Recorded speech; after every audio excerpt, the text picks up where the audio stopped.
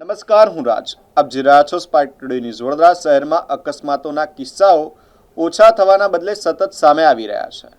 સરદાર estate ચોકડીથી Waghodia road તરફ ફૂલ ઝડપે જતી એક રિક્ષાનો વિડીયો સામે આવ્યો છે, જેમાં ભારે ઓવરલોડિંગ જોવા મળી રહ્યું છે. રિક્ષામાં કોલેજના વિદ્યાર્થીઓ સહિત ક્ષમતાથી વધુ મુસાફરો ભરેલા છે. કેટલાક મુસાફરો પાછળ બેસેલા હતા અને તેમના પગ બહાર લટકતા જોવા મળ્યા હતા. રિક્ષામાં એટલો ભાર હતો કે કોઈ પણ ક્ષણે અકસ્માત કે પલટી જવાની ભીતિ જણાઈ રહી છે. આ ઘટનાને લઈને સ્થાનિકોમાં પ્રશ્ન ઉઠી રહ્યો છે કે આવી જોખમી સવારી માટે જવાબદાર કોણ? ડ્રાઈવર, મુસાફરો કે નિયમોનો ભંગ થવા છતાં કાર્યવાહી ન કરતી વ્યવસ્થા? લોકોએ ટ્રાફિક પોલીસ દ્વારા તાત્કાલિક કાર્યવાહી કરવામાં આવે તેવી માંગ કરી છે.